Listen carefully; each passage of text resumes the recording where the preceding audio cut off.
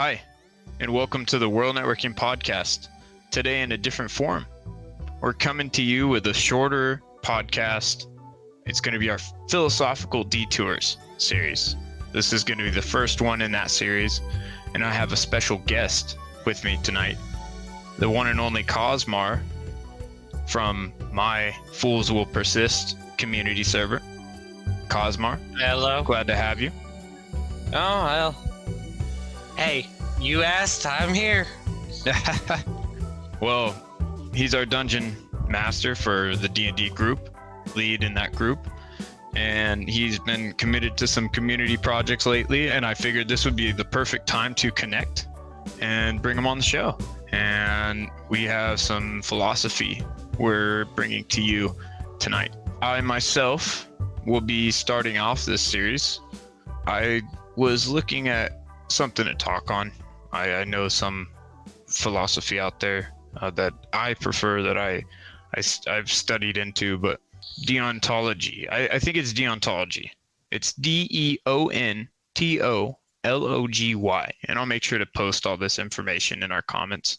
Any quotes that we make from direct sources too will be in our description. We're going to try to keep that consistent with this series, so you have something clear to work off of your own discussions from, if you'd like to further your knowledge on different quotes and different individuals talked about.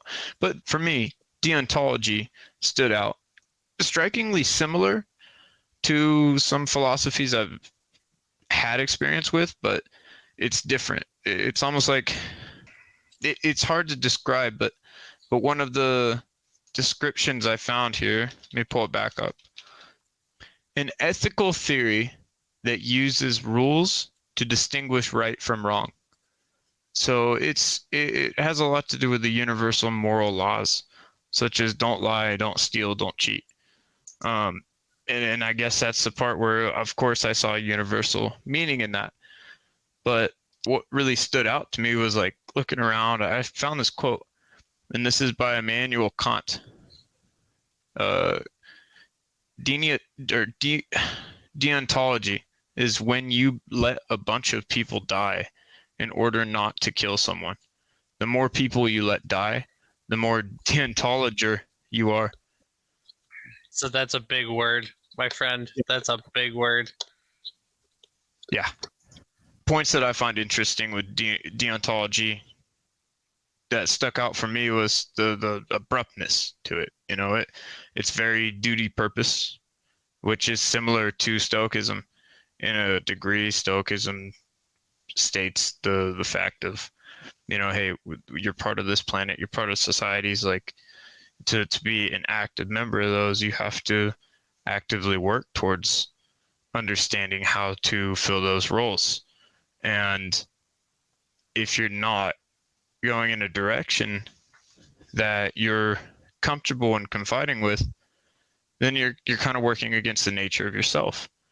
And a perfect example of this is Epictetus had a quote, and he's one of the old Greek Stoics, and he said, "No man is free who is not master of himself."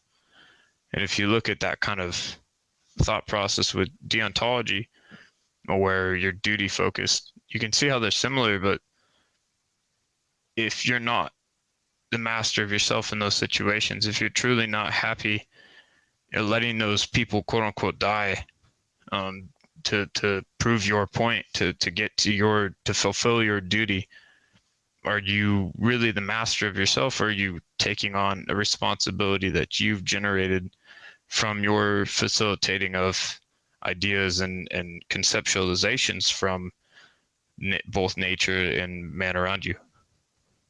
And that's the part that really stuck out to me.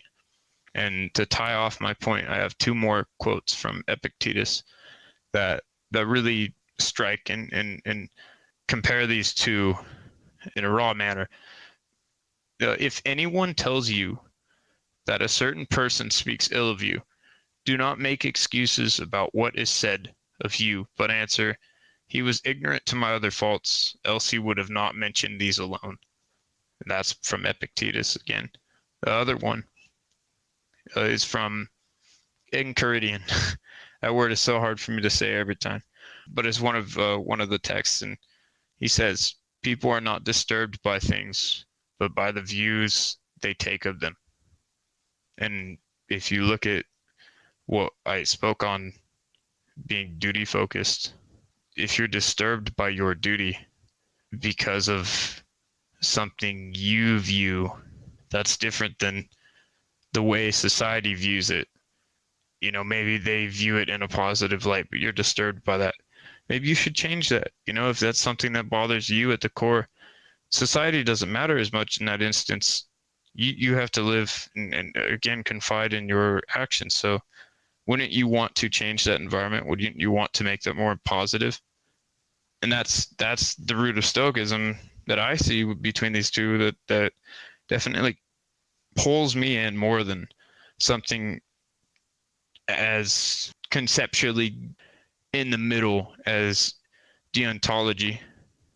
Because from the surface of looking into it fresh today, again, I just discovered deontology, and I'm not pretending I'm a well versed in the matter, but there is, at least from the surface level, just having a focus on duty, that's not enough. You have to have a balance, and Stoicism provides you with that balance, I believe, to help encompass the role of a solutionary person, the role of someone trying to seek a better development, a better solution for both either society or in themselves, to better their leadership, to better their confidence, better their temperance, or courage. You know, it's all on the road towards progression and personal success rather than dutiful purpose and moral objection to serve as a core component to a not necessarily deserving top man, top piece at times. It's hard to say that all actions dictated by governments or politics have ever been truly fair to all parties involved. It's just something we know, you know, in society. It's hard to find equal footing because the equal footing has never truly been a reasonable thing to consider. There's always some degree in every civilization a difference between cultures, between social classes. So whether or not that's personal or not, it's in all cases it is a factor that a lot of our ancestors and a lot of modern day societies live through, you know, and are affected by. Even in the United States, there's a difference in state to state environments. This is also a very well known thing. You know, it's interesting to see the contrasting thought process even back in ancient Greece. And moving from that point, I actually want to invite Cosmar to talk on his point. Hello. I'm more into the philosophy of life and death. It's a very interesting concept because it has its own meaning with people. How do you live your life? You live by the book of, goes back to your point. Do you live by the laws of what man's put down or the man by religion? So it's kind of one of those, it's an intertwined kind of thing. It just depends on where it comes from. But everybody fears death. Very few people don't. My quote from Mark Twain: "The fear of death follows from the fear of life. A man who has lived fully is prepared to die at any moment or any time." My bad. And there's a quote from Gandhi. It's, "Live like you're going to die tomorrow, but learn like you're going to live forever." You know, so because you can't have life without death.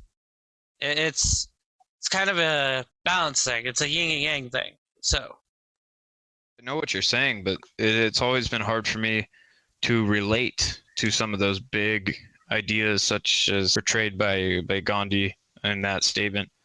where, or even Steve Jobs had something similar where like, you never know how much time you have, so to speak. Yeah. And of course that's true, but it's hard to conceptualize, to really gather a relatable context to scale sometimes where your action really fits into your lifestyle and how those two correlate into something that's sustainable to actually make a difference in your day-to-day life. Like that's the part I like about Stoicism, is you can read and discover these moments, like when Marcus Aurelius talks in Meditations on his Mm-hmm. on humorous points, but because he was writing to himself, something to keep his mind on top of these things, even if it was to relay some humor. It was for a purpose.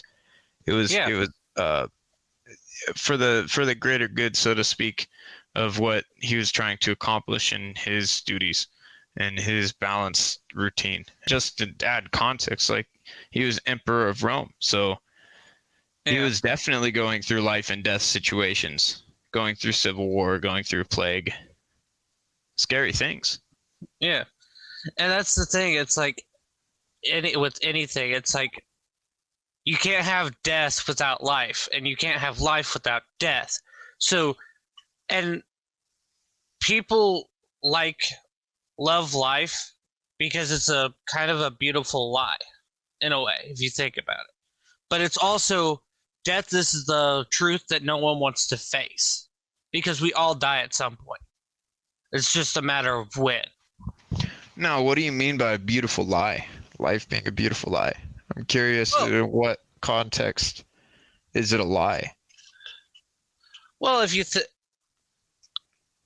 it's not really like a beautiful lie. It's just kind of a quote that I don't remember who it was by. So, you know, I would say, well, no, and I totally understand that. I would almost further that quote personally and say life is full of beautiful lies, because it well, is like life is very real. Let's well, be and I'm clear. not saying that it isn't. You know what I No, no, mean? no, no. And I'm not trying to argue you on that point, but philosophically speaking, that person who said that quote, they were close to something that really hits home. Yeah. But if you think about just how innovative things are over the times, how much things have changed, it's like that's the one thing that couldn't be further from the truth, is life being a lie. Like life is Well, all around us, and in microorganisms and things. And again, not to bash on your point, it's just it's interesting to see how much of a difference a few words can make to something, to a meaning. yeah, yeah. Like, and I understand that there's more to life than just and I know life isn't a lie, but it's the beautiful lie that, in a way, if you think about it, it's every day, you wake up, you can play video games or pet your animals, go to work. Those in a way, yes, you're living life, but at the same time, that's a lie in itself because you're not truly living. You're just going from day to day activities. If you were truly living life, you would be doing the things that you love to do. Well, That see, is, that's the catch, is knowing whether or not that person truly loves those things.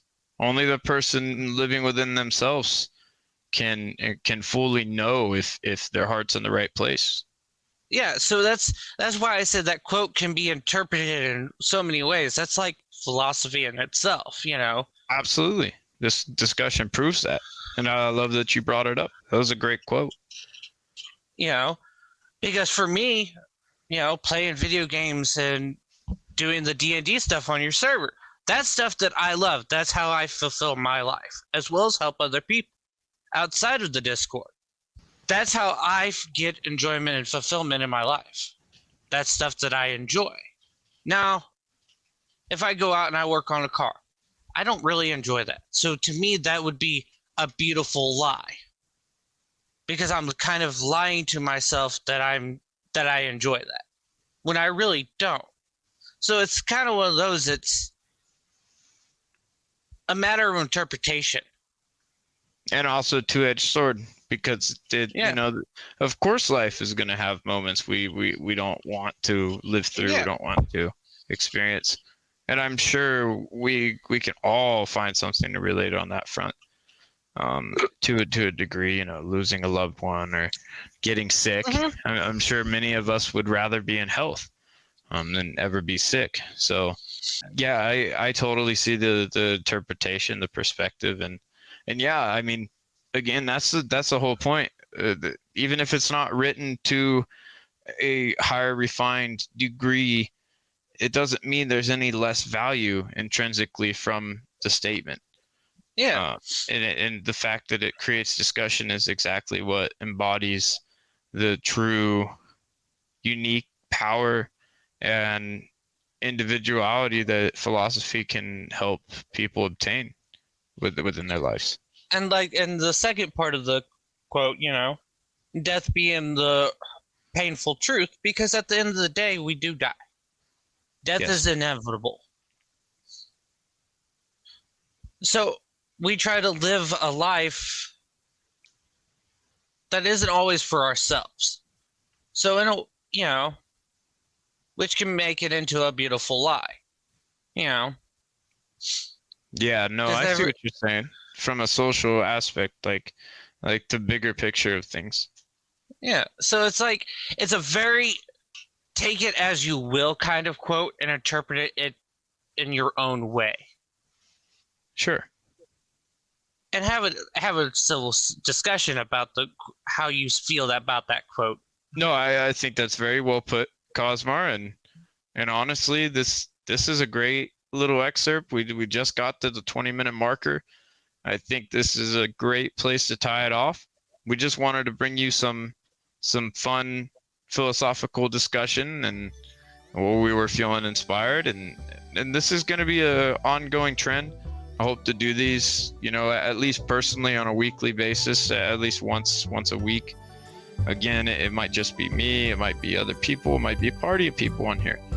You never know what to expect, and I will promise you to expect the unexpected with my content. Heck, I may make another guest appearance. Who knows? I may be a recurring person. We never know. Absolutely. No, I want this to be something where we can connect with the viewers and the audience, and if there's any suggestions on philosophical discussion or quotes that you'd like us to break down and interpret, I'd be more than happy to look into those. So just drop your ideas below and our contacts, and I will keep my eyes peeled for any information along the pipeline. Thank you guys, and this has been the World Networking Podcast, Philosophical Detour. Hope you enjoyed it, and until next time. Have a good night, guys.